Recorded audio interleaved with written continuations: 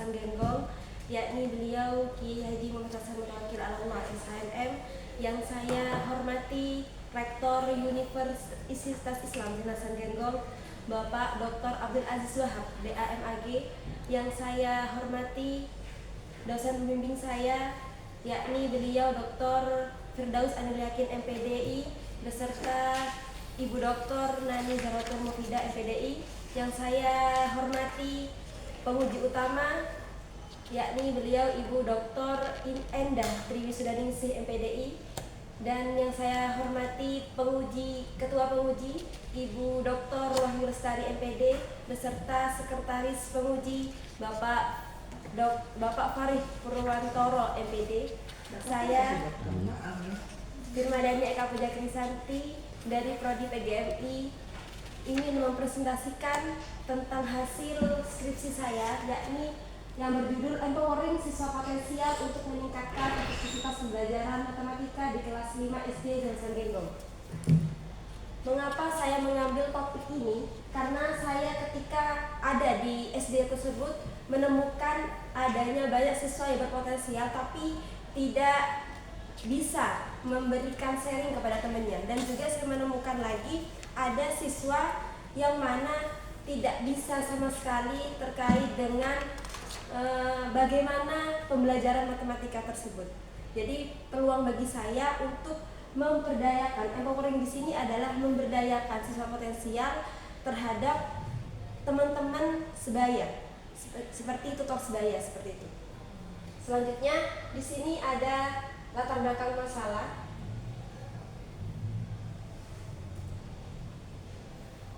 Yang mana matematika ini sering sekali menjadi sorotan bagi siswa, terutama di SD, yang mana katanya sulit.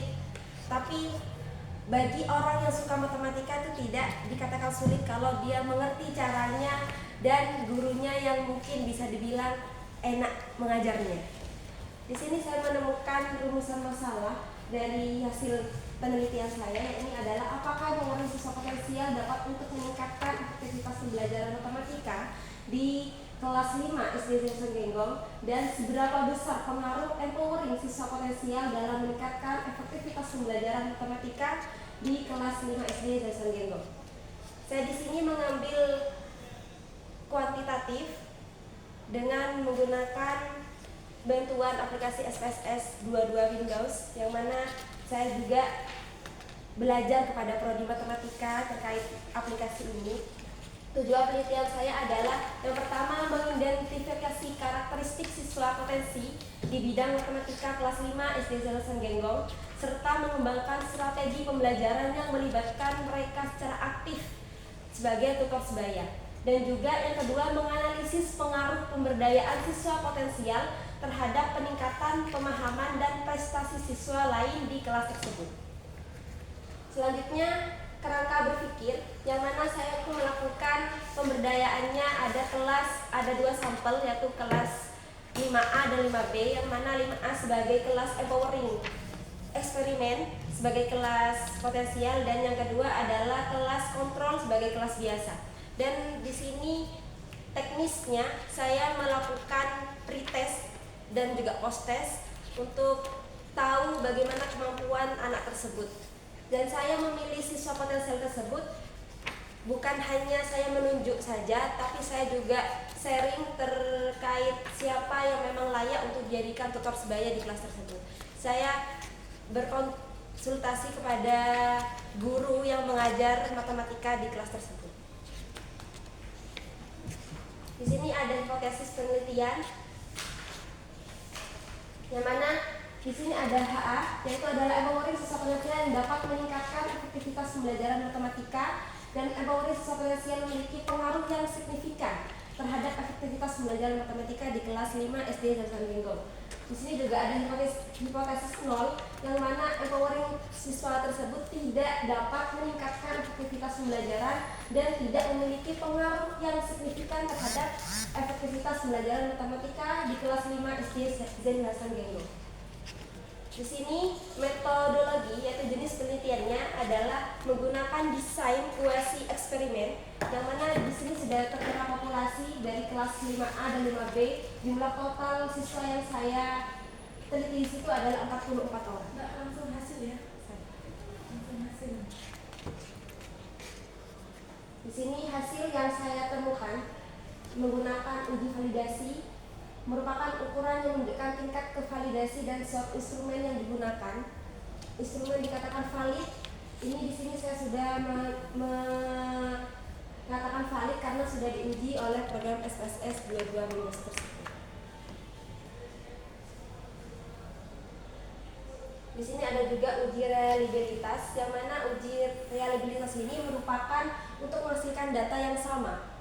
Sebenarnya walaupun dilakukan oleh siapapun, ketika uji reliabilitas ini bisa dikatakan valid kalau memang instrumen yang dibuat adalah cukup dipercaya ketika menghasilkan data yang sah atau benar.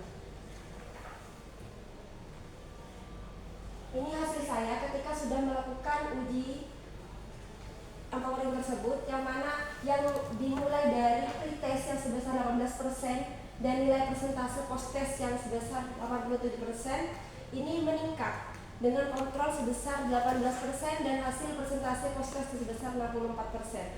Dan alhamdulillah dari empowering yang saya programkan kepada siswa kelas 5 SD, anak-anak sudah tidak canggung lagi untuk memberikan pembelajaran kepada temannya, dan lebih plong teman-teman adik-adik kelas 5 untuk menanyakan, dan soal ulangan pun mereka tuh lebih paham dari hasil yang saya temukan itu dengan memperdayakan siswa potensial. Ini saya juga ada uji normalitas di sini, uji homogenitas. Jadi pengaruh empowering siswa potensial dalam meningkatkan efektivitas pembelajaran matematika ini memang memberikan perlakuan berbeda pada dua kelompok, yaitu kelas kontrol yang mana di kelas 5B dan di kelas 5A. Kelas eksperimen ini memang sudah sangat signifikan. Sebelum dan sesudah perlakuan diberikan, siswa menjalani pretest dan post-test terlebih dahulu, dan hasilnya sudah memang jauh dari sebelum saya memperdayakan anak-anak siswa potensial.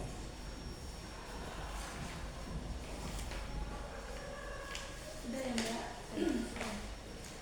Selanjutnya kami persilakan kepada penguji utama untuk memberikan saran atas saran.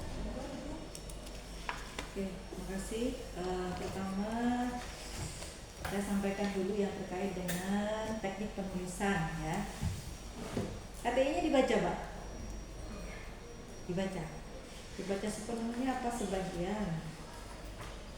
Dibaca insyaallah sepenuhnya, tapi kayaknya memang di situ ada yang salah. Oh iya. Yang mana yang salah? Saya Di ada antaranya? penulisan bahasa asing yang mana kan harus miring. Saya koreksi lagi, tidak ditulis miring di situ. Ada di situ. Oh ya, ada beberapa. Dan juga ada yang mana seperti batas garis antara tata letak garis pinggir kanan kiri itu juga salah di situ, yang saya ketahui. Udah itu aja. Oke, pertama yang ingin saya sampaikan, sampean kan prodi PGNI ya? Apa itu? Pendidikan Guru Madrasah Ibtidaiyah. Madrasah Ibtidaiyah berarti kan apalagi kita basicnya pesantren, sehingga teks ayat Quran itu harus disertakan, jangan hanya artinya saja, walaupun itu moto ya tuh. Dan moto itu harus sesuai dengan judul, jadi bukan prinsip hidupnya apa Mbak Firman ya? Firman Madani. tadi ya, ini jadi apa hubungannya ini judul sama moto ini Mbak? Di situ fotonya kan ada manjada wajada, siapa yang tidak ada. Menurut saya waktu itu sudah moto itu, apa yang saya mau di situ mungkin dari ketertarikan saya di ada sepenggal ayat, saya taruh di situ. Saya masih belum tahu kalau memang moto itu harus berkaitan dengan skripsi saya. Ya, nanti disesuaikan lagi ya. Walaupun biasanya memang matematika itu cenderung memang dihubungkan sama sesudah ada kesulitan pasti ada kemudahan gitu ya, dengan ma'al usri yusra. Jadi ya nanti harus ada keterhubungan, dan itu juga harus ada footnote-nya ya. Tuh, kemudian juga abstrak ini sampai niru di mana cara nulisnya kayak gini nih, Mbak? Saya dulu. Hah? Ya di kakak tingkat. Saya. Itulah permasalahan klasik.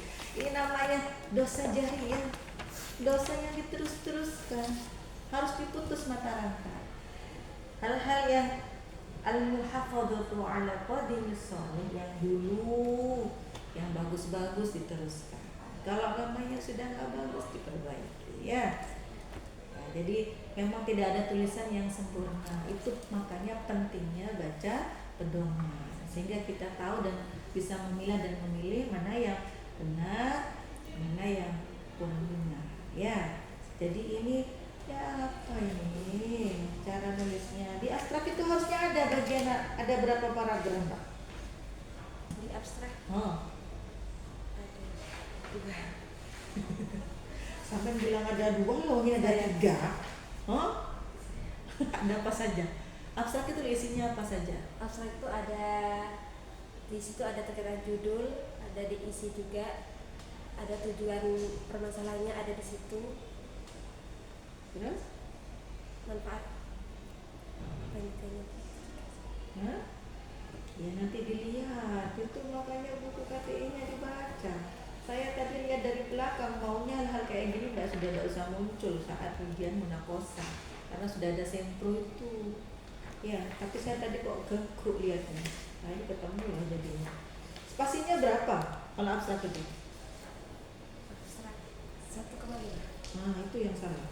Saya nanti pelajari ya. Nah ini juga kenapa? Iya margin tadi tuh ya. Oh masya Allah, kok rata gini sih Mbak? Itu kalau jadi mahasiswa saya nggak biasa sih namanya ya. Karena ini hal-hal teknis kayak gini gampang Mbak, saya yakin sampai bisa gitu. Untuk mahasiswa semester 8 itu udah ahli banget untuk nulis kayak ini, teknis sekali. Karena semester 8 itu udah lebih di atas ini gitu ya. Jadi ini masih banyak harus diperbaiki terkait dengan teknis ya, sayang gitu maksud saya. Kemudian lagi-lagi karena basicnya pesantren kita ya, kenapa di bab 2 nggak ada yang Quran sama sekali? Sama bahas tentang apa sih ini? Variabelnya tentang apa yang dibahas? Siswa potensial. Siswa potensial, kemudian Aktivitas pembelajaran. Aktivitas pembelajaran. Nah, ini kan dibahas kalau di bab 2. Gimana maksudnya siswa potensial itu apa artinya? Siswa yang seperti apa? Siswa yang memiliki potensi, yang mempunyai nilai tinggi di kelas tersebut sebagai tutor sebaya. Iya, saya baru tanya pengertian siswa potensial. Pengertiannya itu apa? Sebelum digabung, diintegrasikan dengan yang ada di SD, dengan objek penelitian. Maksud saya, siswa potensial itu artinya apa sih?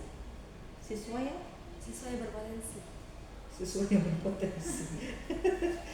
Itu dibahas nggak di bab 2? Hah? Dibahas nggak di sama bawa tuh sama apa? Nggak apa-apa, nggak usah dihafal. Kalau hafal Al-Quran aja.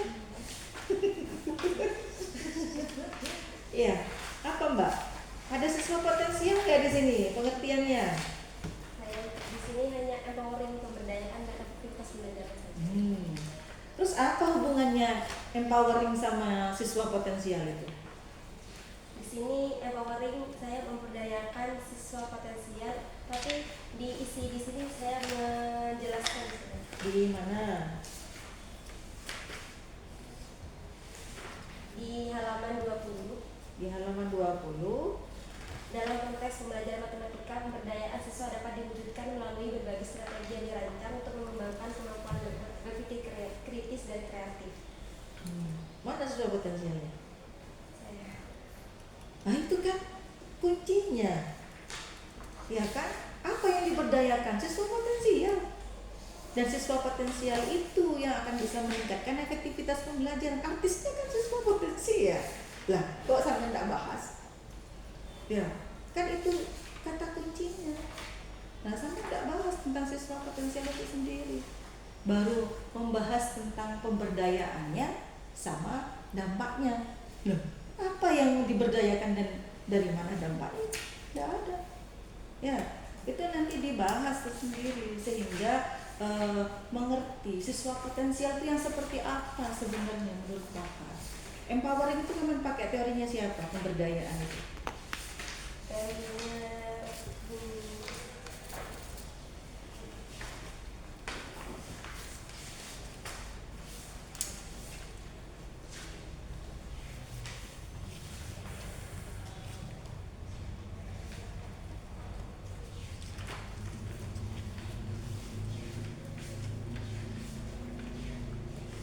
Harusnya ada di mana itu Mbak? Teori itu. di bab 2. Kedua. Ada nggak di situ? Nggak ada. Loh, kalau penelitian nggak ada teorinya terus pakai apa? Bagaimana sampai mau mengukur hasil penelitiannya itu? Makanya sampai itu rumusan masalahnya ada berapa? Ada 2. Sampai pakai pendekatan? Kuan. Hah? Pendekatan Kual apa kuan? kuan. Kuantitatif. Rumusan masalahnya 2, hasilnya berapa itu? 4. Lah kok bisa mana gitu? Kalau kuantitatif ini kalau rumusan masalahnya 2 ini 2. Jadi sekarang coba lihat rumusan masalahnya yang pertama. Kalian mau cari apa sih sebenarnya di penelitian ini? Rumusan masalahnya yang pertama apa? Apakah empowering siswa potensial dapat untuk meningkatkan efektivitas pembelajaran matematika di kelas 5 SD Zena Genggong? Nah, efektif apa enggak hasilnya? Saya efektif. Hah? Efektif. Efektif, kan itu hanya pertanyaannya. Terus berapa ukurannya kalau itu dibilang efektif? Kan gitu hanya. Mana di sini? Jawabannya yang mana yang jawab rumusan masalah nomor 1? Hasil yang mana? Saya ada di nomor 49. Hasil, Mbak. Hasil Hasil di bab berapa? di bab 4. Maksud saya penutup di bab berapa? Di bab 5. Di kesimpulan itu berarti dari keempat itu yang menjawab rumusan masalah nomor 1 yang nomor berapa? Nomor 2 saya. Nomor 2.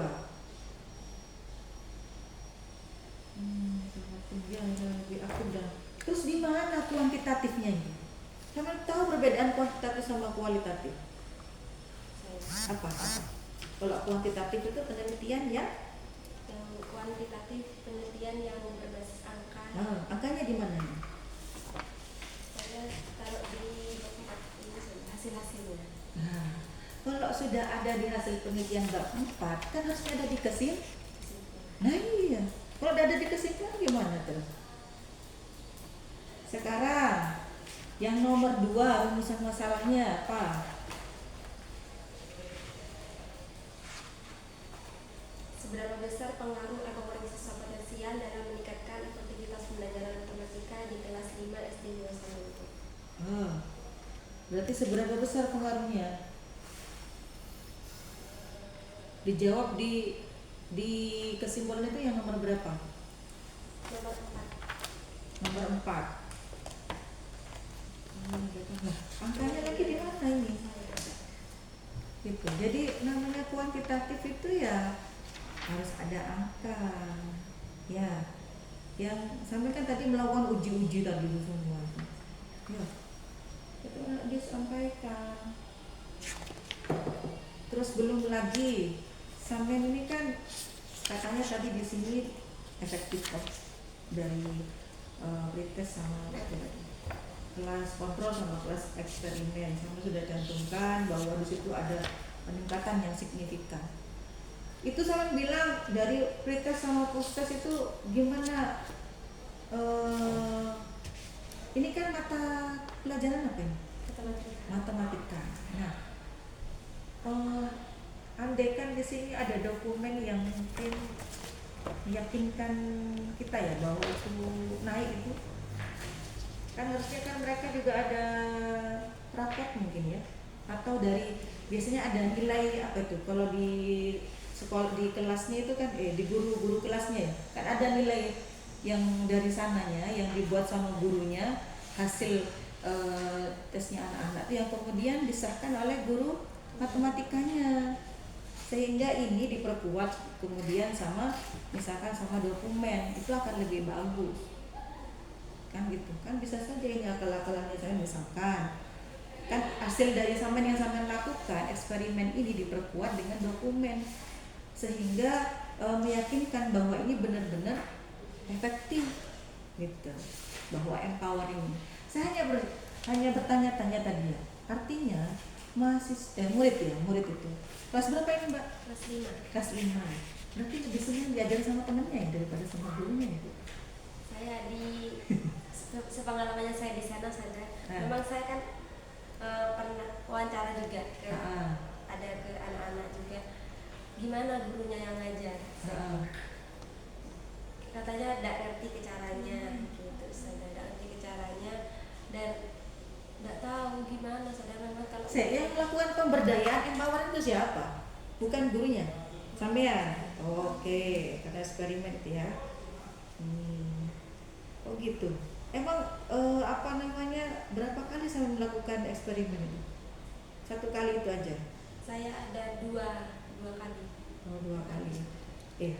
Jadi ya di satu sisi antara meyakinkan dan tidak ya, maksud saya yang gurunya udah melakukan pembelajaran yang begitu, dia sarjana matematika nggak gurunya? Ini yang saya itu kan karena kalau guru kelas ya di kelas kontrol itu saja yang memang dominan tidak mengerti matematika di sini. Hebat loh murid-muridnya itu, sekali 2 kali sama-sama kok jadi hebat itu kayaknya. Hanya satu bab saja. Iya, sebenarnya saya itu tertarik kalau memang beneran kayak gitu. Nah 2 kali kayak gitu udah minterin ini bisa jadi tutor. Mahasiswa aja jadi tutor aja sulit kadang ya. Murid sudah jadi tutor ya. Nah tadi 2 kali lagi. Hebat ya Mbak. Satu sisi kalau bagus loh itu kalau emang benar-benar dilakukan. Ya terus ini tinggal direvisi ya. Ya mungkin karena ini pembimbingnya pembimbing ya. Pembimbingnya itu jarak jauh. Misalkan keburu haji. Jarak jauh semua. Jarak jauh ini betul. Ini hasil jarak jauh ya. Hasil pembelajaran jarak jauh. Ini juga daftar pustaka ini banyak sekali hal teknis yang yang menurut saya mungkin karena saya sendiri bacanya kurang ya, terus didukung sama dosennya yang jarak jauh itu. Padahal saya sebenarnya punya potensi bagus sebenarnya. Kalau sudah mahasiswa yang selesai di depan itu biasanya bagus. Kayak gini di daftar pustaka itu kalau masih satu judul itu kan 1 spasi, kalau sudah judul yang lain 2 dan lain sebagainya, itu hanya teknis sebenarnya. Dan ini lepas Mbak jumlahnya ini. Kamu baca sekarang tahu nggak tentang tugas akhir berapa jumlah minimal skripsi? 50. Jumlah halamannya berapa? Tuh kan nggak tahu kan? Kalau mahasiswa saya 60, ini ngepas sampai 59. Kurang 1 halaman.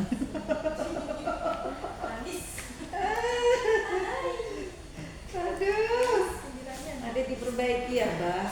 Ini kayak halamannya juga ada yang salah Iya. Ini kan paling akhir. Iya, halaman itu hal teknis itu gampang itu, enggak usah pakai mikir itu. Yang pakai mikir itu kan bab 4 sama bab 5. Ya sudah. Ya terlepas dari apapun selamat ya. Yang jelas nanti di wisuda kalau sudah direvisi, segera direvisi ya. Ya sudah dari saya. Baik, terima kasih Ibu Penguji Utama. Selanjutnya saya tak coba bertanya ya, sama validitas.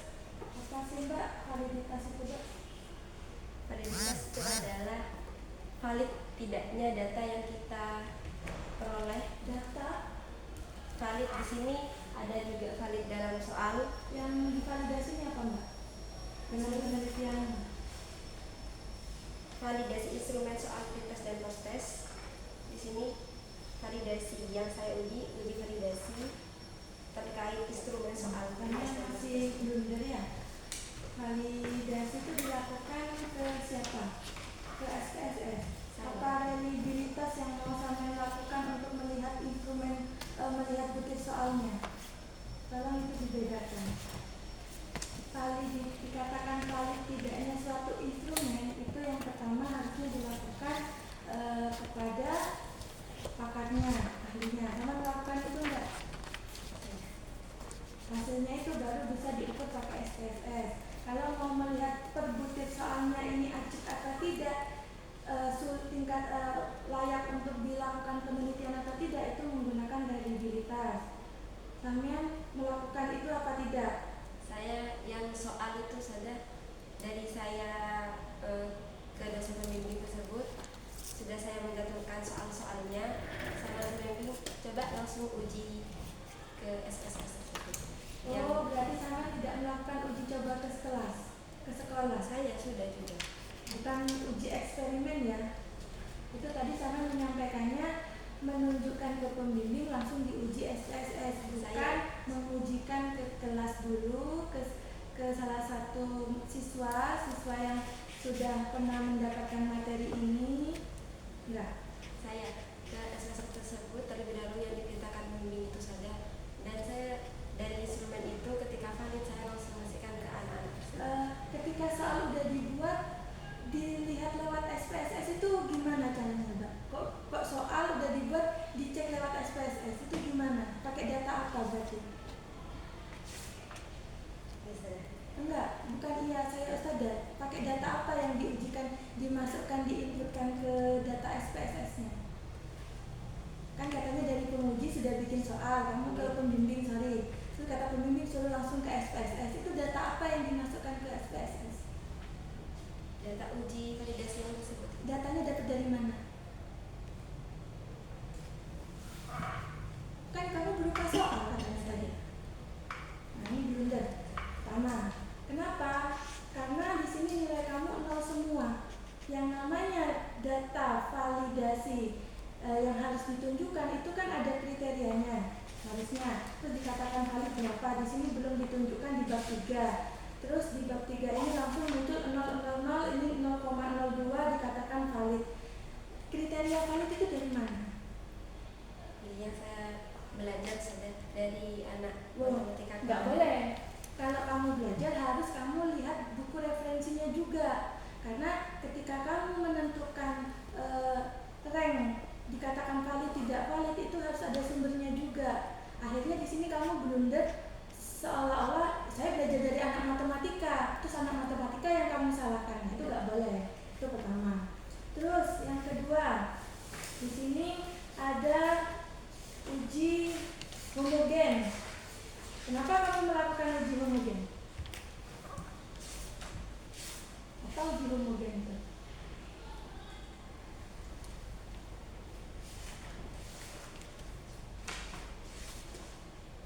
Oh ya, ini anak SD ya? Ya. Tapi di hasil penelitiannya kelas 7A, 7B. Kelas 7 itu SMP apa SD? Ini blunder kayak copy paste. Karena saya melihatnya itu dari tadi kayak bingung juga gitu. Kamu 7A atau 7B? Kamu pakai berapa kelas eksperimen? Pakai 2 kelas. Kelas berapa aja? Kelas 5A dan 5B. Kelas 5A. 5A itu berapa jumlahnya? 22 orang. 5B juga 22. Berarti kan di sini ada kelas eksperimen 2 kelompok. Sedangkan syarat untuk menguji eksperimen 2 kelompok itu minimal 35 siswa per masing-masing kelas. Kalau sudah melihat angka ini sebenarnya nggak bisa pakai uji independent test. Tuh, nanti sama pelajari lagi gimana kalau kelasnya itu nggak memenuhi syarat jumlah dari situ. Nah, di homogenitas di situ semua ya, di normal, di homogen. Signifikan lebih dari 0,05 dikatakan normal, didistribusi normal. Di uji homogenitas lebih dari 0,05 nilai signifikansinya. Mana nilai signifikansi yang lebih dari 0,05? Pengen tahu saya. Kamu bisa baca tabel uji normalitas atau tidak? Sama homogenitas. Ayo, mana?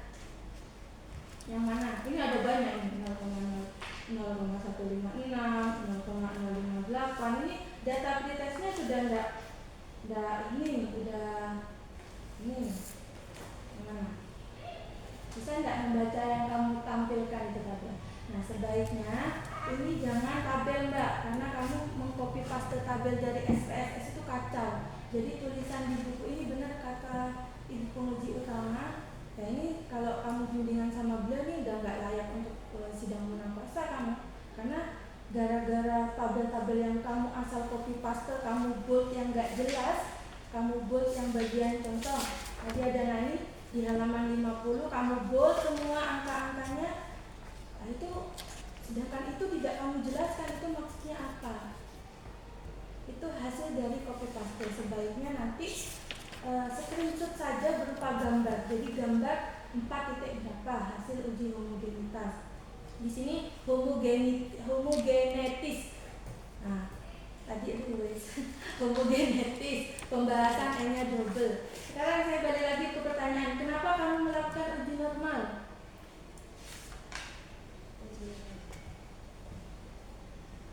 Saya mengetahui apakah data dari sampel penelitian tersebut normal atau tidaknya. Dikatakan normal itu biar kayak gimana? Dikatakan normal apabila di sini kurang dari 0,0. Enggak, bukan itu ya. Pakai deskripsi aja, jangan usah ngomong data. Di sini kamu ngomong data pun tidak kamu jelaskan kenapa kok signifikannya nggak dijelaskan. Dikatakan berdistribusi normal itu jika datanya gimana, Mbak?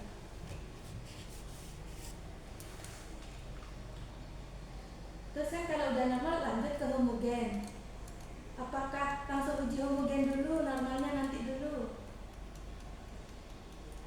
Di normalitas terlebih baru ke homogenitas. Datanya normal katanya, kenapa kok datanya normal? Karena nah di sini kamu juga menjelaskan ini harusnya 4.1, 4.1, 4.2, 4.3 ya poin-poin sebabnya. Ini ada uji dikatakan normal, uji normalitas, uji homogenitas, langsung ke pembahasan yang ngomongin hasil, uji normal, uji homogen, baru uji independentitas. Ini independentitasnya udah fatal, ini nggak bisa karena dari segi sampel udah nggak bisa. Berarti harus cari uji lain, bukan uji sampel tites. Nah, terus harusnya ada uji hasil dari perbandingan 2 kelas itu. Nah, kamu bahas di pembahasan. Pembahasan itu beda lagi. Kamu membahas secara keseluruhan hasil yang ditemukan dari penelitian kamu. Dan kamu kaitkan dengan teori yang ada di bab 2 dengan penelitian yang sudah ada. Di sini malah loncat langsung ke pembahasan. Inti dari dikatakan efektivitasnya tidak muncul di hasilnya. Tuh. Perhatikan. Aduh. Ini ada ketidakkonsistenan dalam penulisan juga ya. Miring-miringnya itu kalau tulisan, kalau tadi poinnya itu nomor 5 di tabelnya 4.5. Jadi di sini lihat lagi buku KTI-nya penulisan bab dan subbab. Terus di bab 2 tidak muncul siswa potensial, pengertian potensial itu apa, lalu indikator dikatakan siswa potensial itu apa, tiba-tiba muncul kalau kelas eksperimen itu ya udah tinggal ngomong pakai data, emang ini bisa dikarang gitu. Apalagi tadi ada kata-kata apa tadi, kalau gurunya yang ngajar dan bla itu sebatas opini. Itu cuma karangannya Samian. Apalagi ada kata-kata juga hasil wawancara dengan siswanya itu gak ada di sini. Jadi kalau ngomong tidak by data itu jangan pernah dicantumkan. Sama saja kamu, saya sama pembimbing saya itu nggak boleh juga kayak gitu. Ini penelitian kamu harus kamu tanggung jawab sendiri dengan hasil yang kamu lakukan. Eksperimen dilakukan 2 hari. Saya tanya, bagaimana kamu memaksimalkan dari pretest dan melakukan penjelasan tentang menggunakan langkah-langkah model ya? Empowering ini apa? Model, metode, model pembelajaran.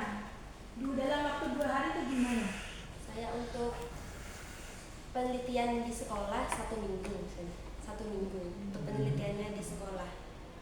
Dalam 1 minggu itu menyesuaikan dengan jadwal di kelas tersebut ada pelajaran matematika atau tidak.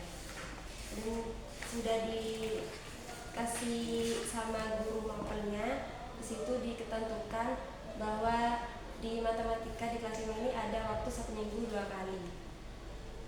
Kapan kamu ngasih pretestnya?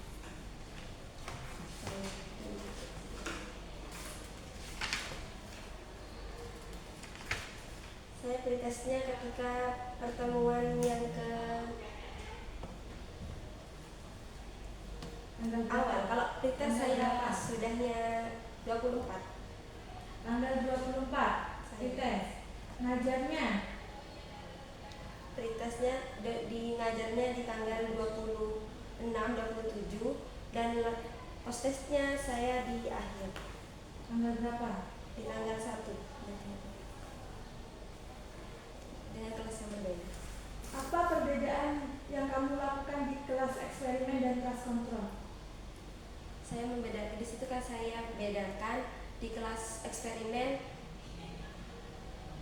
dengan soal yang sama sudah, soal yang sama, tapi membedakannya kan di eksperimen itu adalah ada yang tutor sebaya itu. Kalau yang di kelas kontrol tidak ada tutor sebaya. Kamu empowering ini model pembelajaran. Ada langkah-langkahnya. Empowering itu apa, Mbak? Pemberdayaan. Pemberdayaan? Empowering sendiri adalah pemberdayaan. Ya, apa maksud dari pemberdayaan di penelitian ini? Memilah mana itu anak, memilah peserta didik untuk dijadikan tutor sebaya. Terus kenapa kok muncul problem based learning?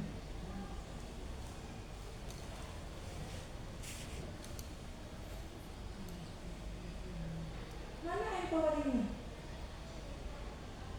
Di kelas eksperimen kamu menggunakan PBL dengan STEM.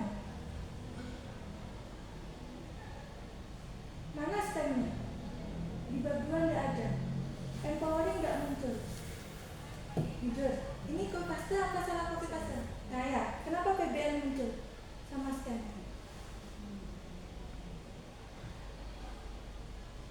Ada di halaman 45.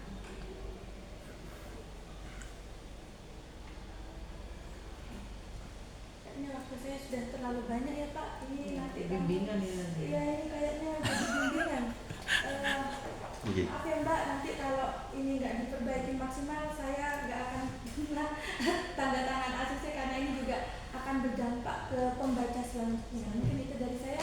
Ada tambahan Pak Fari? Sedikit aja. Jadi untuk tadi kalau misalkan empowering itu bukan metode ya Pak ya, bukan model juga, tapi itu semacam kayak pengakuan aja gitu. Kalau misalkan siswa di situ ada yang pinter, nah di situ kan jenengan yang milih toh atau gurunya yang milih dijadikan untuk sebagai tutor sebaya. Nah kalau misalkan mau dijadikan metode atau model lah, pilih aja ETH, everyone is a teacher ya, itu kan termasuk cooperative learning.